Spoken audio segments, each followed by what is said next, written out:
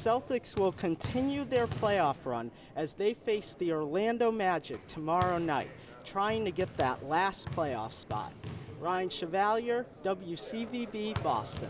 The Celtics obviously lost, and now it's looking like they aren't going to make it to the next round. But overall, were you surprised just that they got to the playoffs? Well, it just seems from the very beginning of this season that this team was not going to be a playoff team. They don't have a batter right now who's batted .290 in their career. 12 footballs have actually had under a 12.5 PSI. Did our culture, media, and journalists overreact? I do think that there was a lot of overreaction to it. I feel like Kansas City with like Lorenzo Cain or Mike Moustakas, they have a few power hitters still in that lineup. Nobody had any thoughts or any ideas of them going all the way. And for them to be able to go down to the finish line of the Boston Marathon, it's just unbelievable. The pitch to Kemp. Swing and drive! Dan Kemp delivers! Walk on! Throughout your life, you've been a sports director, an anchor, and reporter. So what really started your interest in sports?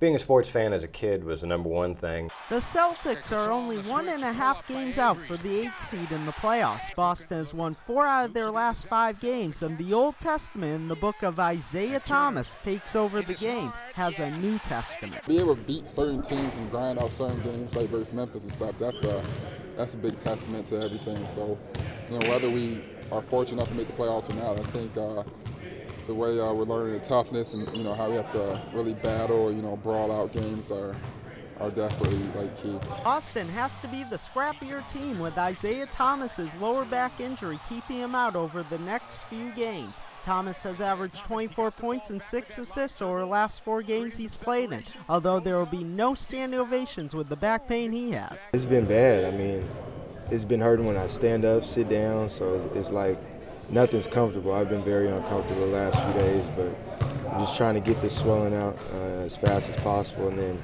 once I can tolerate the pain, I'll be all right. Even with the team's recent success without Thomas, Coach Brad Stevens is staying on an even keel. We have a lot of room to improve on both ends of the ball. We made some mistakes yesterday on the defensive end that could have really hurt us.